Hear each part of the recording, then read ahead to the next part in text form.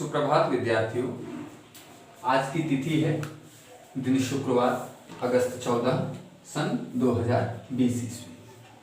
सबसे पहले आज की तिथि में एक विशेष बात है।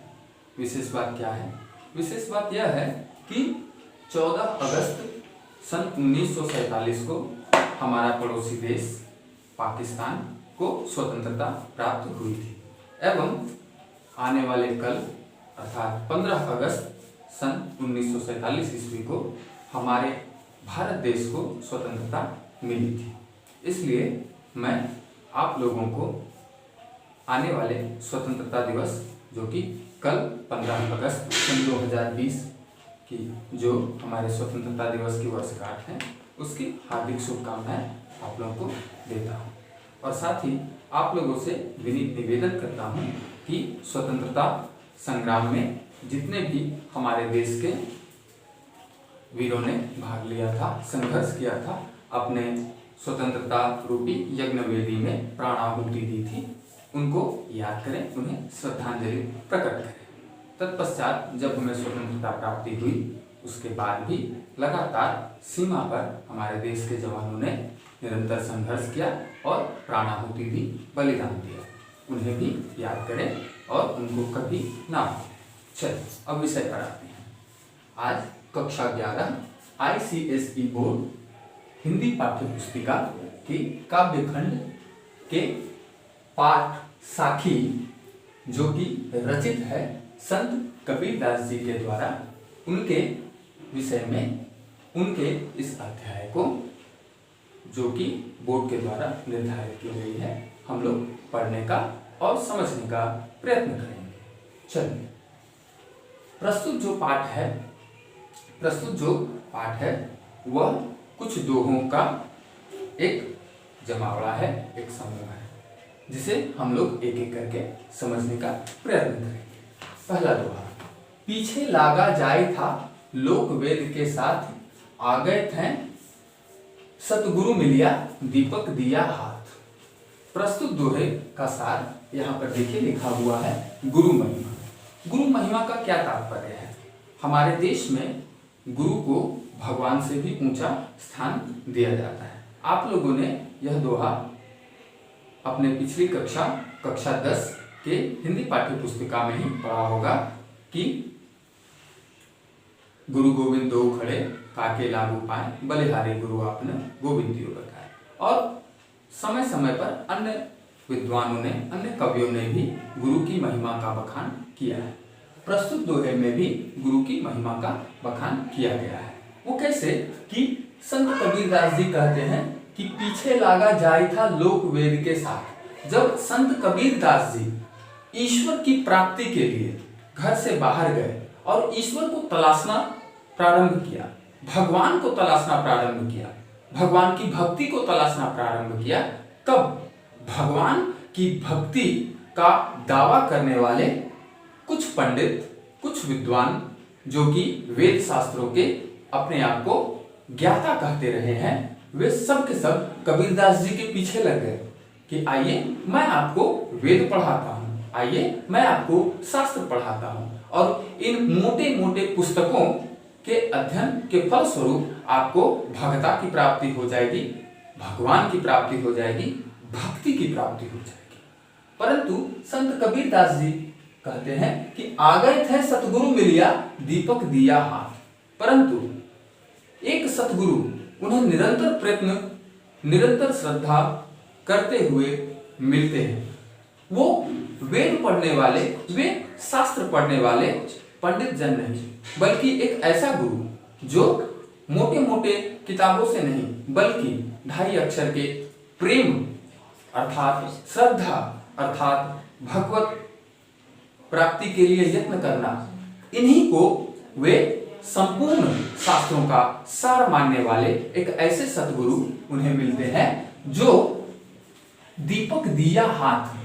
जो दीपक दिया हाथ का तात्पर्य है, दीपक शब्द का यहाँ पर तात्पर्य यह है कि ईश्वर भगवान की भक्ति वह एक दीपक के समान है। भगवान की भक्ति का ज्ञान होना वह एक दीपक के समान है। भगवान की भक्ति प्राप्त करना, भगवान की भक्ति के लिए यत्न करना, ये एक दिव्य दीपक के समान है। और वही दीपक वही सतगुरु लेकर के कबीरदास जी के हाथों में दे देते हैं, अर्थात भगवान के दिव्य ज्ञान को, भगवान के प्राप्ति के ज्ञान को, भगवान के प्रेम के ज्ञान को सतगुरु कबीरदास जी को सौंप देते हैं। चलिए अब अगले दोहे को पढ़ते हैं। कबीर बादल प्रेम का हम पर बरसा आई, अंतर भीगी आत्मा हरि भय बन आए। अब इस दोहे के सार को समझते हैं। सबसे पहले भक्ति मिलने के बाद जीवन आनंद। प्रस्तुत दोहे में भक्ति शब्द के अर्थ को समझना बहुत जरूरी है। भक्ति के अर्थ को समझने में हम यह समझ सकते हैं कि ईश्वर की प्राप्ति के लिए यत्न करना ही भक्ति है।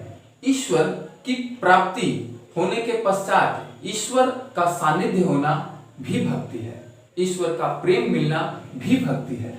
इसलिए ईश्वर के जब प्रेम को एक भगत प्राप्त कर लेता है तो उसके बाद उसके जीवन में क्या आनंद आता है, वही इस दोहे का सार है। हम लोग समझने का प्रयत्न करेंगे कि कबीर बादल प्रेम का, कबीर कहते हैं कि वह बादल प्रेम का जब बरसता है, हम पर बरसा आए। जब हम पर बरसता है अर्थात ईश्वर की भक्ति, ईश्वर की भक्ति जब हम पर बरसती है तब हमारे जीवन में क्या होता है, अंतरी भीगी। अंतरी शब्द का अर्थ हो गया अंतरात्मा। हमारे आंतरिक जो वेदनाएं हैं वो सब चली जाती हैं और क्या होता है, अंतर भीगी आत्मा हरि भय बन रहा है और हमारे शरीर का एक एक अंग उस जंगल के समान, उस जंगल में पड़े बहुत सारे वृक्षों के समान हरा भरा हो जाता है, जो बादल के बरसने पर, बादल के बूंदों की सहायता से सूखे जंगल भी हरे भरे हो जाते हैं। ठीक उसी प्रकार से भगवान की भक्ति जब प्राप्त होती है, हमारे शरीर का, हमारे देश का, हमारे आसपास के वातावरण का सब कुछ अंग अंग रंग रंग खिल जाता है और हमारे संपूर्ण जीवन में भक्ति का आनंद हमें प्राप्त होता है। चलिए तीसरे दोहे को समझने का यत्न करते हैं। बांसुरी सुख ना रैन सुख, ना सुख सुपने माह, कबीर बिछुटिया राम सु, ना सुख धूप न छाए। प्रस्तुत दोहे का सार यह है कि भक्ति के बिना जीवन या फिर विरह। अब यहाँ पर ध्यान दीजिए, भक्ति के बिना जीवन अर्थात यदि हम लोग भगवान की भक्ति नहीं करते हैं तब हमारे जीवन का क्या मोल होता है, हमारा जीवन कैसा होता है। विरह, विरह शब्द का अर्थ होता है दूर होना। यदि हम लोग ईश्वर से, भगवान से विरक्त हो जाएंगे अर्थात भगवान को त्याग कर सांसारिक सुखों के पीछे भागेंगे तब हमारा जीवन कैसा होता है। चलिए बांसुरी सुख, कबीर कहते हैं कि बांसुरी सुख अर्थात संगीत का सुख। ऐसा माना जाता है कि जहां भी संगीत बजता है तो हमें आनंद मिलता है, ठीक है। तो वह संगीत का सुख हमें नहीं चाहिए। ना रैन सुख, ना ही रात्रि में जो हम लोग शयन करते हैं, सोते हैं, ठीक है, वह भी एक प्रकार से हमारे शरीर को सुख प्रदान करता है।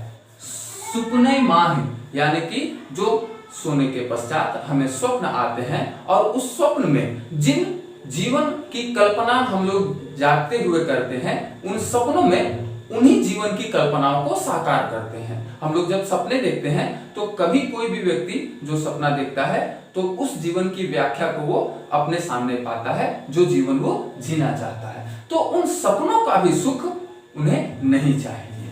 अब देखिए क्यों नहीं चाहिए अथवा कब नहीं चाहिए। कबीर बिछुटिया राम सु, जब कोई भी व्यक्ति, कबीर शब्द से यहाँ पर तात्पर्य एक तो कबीर स्वयं को संबोधित करते हुए कह रहे हैं और दूसरा तात्पर्य यह है कि कोई भी व्यक्ति, तो कबीर बिछुटिया राम सु कि कबीर कहते हैं कि जब भी व्यक्ति, जब भी मानव राम से बिछुट जाता है अर्थात दूर हो जाता है, अलग हो जाता है, ना सुख धूप न छाह, तो ना उसे धूप में ही सुख प्राप्त हो पाता है, ना ही छाह में सुख प्राप्त हो पाता है।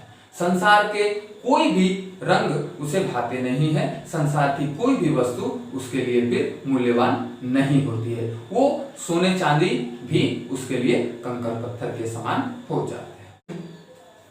मुआ पीछे जिनि मिले कहे कबीरा राम, पाथर घाटा लौह सब तब पारस कौने काम। इस दोहे का सार यह है कि भक्ति के अलावा सारा का सारा संसार ही व्यर्थ है। जब मानव के जीवन में राम की भक्ति ही नहीं होगी तो उस भक्ति के बिना जीवन का क्या मूल्य रह जाएगा। चल दोहे के माध्यम से समझते हैं कि मुआ पीछे जिन मिले। कबीरदास जी कहते हैं कि उनके पीछे आगे जो भी व्यक्ति उन्हें मिल पाते हैं, कहे कबीरा राम, राम का नाम ही लेकर उन्हें संबोधित करते हैं, उन्हें भी राम मान लेते हैं और उन्हें भी राम की ही भक्ति की प्रेरणा देते हैं। अर्थात इस संसार में उनके लिए राम के अलावा ये संसार में कुछ भी नहीं है। ठीक है। पाथर घाटा लौह सब, मानव जो है वो पाथर हो चाहे लोहा हो, सब उसके लिए समान हो जाता है। अब देखिए, जब पत्थर और लोहा दोनों एक व्यक्ति के लिए समान हो जाता है तब उसके लिए पारस कौने काम, अर्थात पारस किस काम का।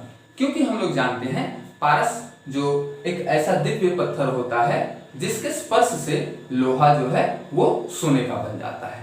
ठीक है। अब यहाँ पर देखिए कि कबीरदास जी कहते हैं कि जब कोई व्यक्ति राममय हो जाता है, राम की भक्ति में तल्लीन रहता है, तब उसके लिए पत्थर और लोहा दोनों बराबर होते हैं। तो जब पत्थर और लोहा में अंतर ही कोई व्यक्ति नहीं कर पाएगा तो पारस पत्थर को कैसे वो लोहे से स्पर्श करा पाएगा जिससे वो लोहा सोना बन जाए। उसके लिए तो सब समान हो गया है। उसे पत्थर से क्या मोल, लोहा से क्या मोल, या फिर सोना से क्या मोल। उसके लिए तो राम की भक्ति ही सब कुछ है। ठीक है। चलिए आगे अगले दोहे को पढ़ते हैं। अंखड़ियां झाई पड़ी पंथ निहार निहार, जिभड़िया छाला पड़िया राम पुकार पुकार। अब यहाँ पर ध्यान दीजिए, इस दोहे का सार है भक्ति नाम मिलने की व्यथा। अब देखिए कि कबीरदास जी कहते हैं कि जब एक मानव को, एक मनुष्य को राम भक्ति की प्राप्ति नहीं होती है तब उसके जीवन में क्या रह जाता है। अंखड़ियां अर्थात आंखें, झाई पड़ी, झाई अर्थात आंखें जो है बुझ गई है, आंखें ठीक से देख नहीं पा रही है, आंखों के आगे पीछे उनके घाव हो गए हैं। कैसे घाव हो गए हैं, कैसे आंखों की ये दुर्दशा हो गई है, क्योंकि वो राम का पंथ निहार रहे हैं। कौन निहार रहे हैं, कबीरदास जी अथवा कोई भी व्यक्ति। ठीक है। तो कोई भी व्यक्ति जब राम के पथ को निहारते निहारते, कबीरदास जी राम के पथ को निहारते निहारते उनकी आंखें इस प्रकार से झाई पड़ गई है। ठीक है। जिभड़िया छाला पड़िया, जीभ, जिभड़िया का अर्थ हो गया जीभ, और जिह्वा में, जीभ में छाला पड़ गया है राम पुकार पुकार, राम को पुकारते पुकारते। और इस प्रकार से वो राम को भज रहे हैं, उनके पंथ को निहार रहे हैं, उनके जिह्वा से राम राम केवल जप रहे हैं, परंतु राम नहीं आ रहे हैं, जिसके कारण से उनका ये दुर्दशा हो गया है, उनकी ये हालत हो गई है। राम की भक्ति के बिना ये हालत हो गई है। ये रहे आज के दोहे। आगे के जो शेष दोहे हैं इस पाठ के, वो मैं अगले वीडियो में आप लोगों को व्याख्या दूंगा। धन्यवाद।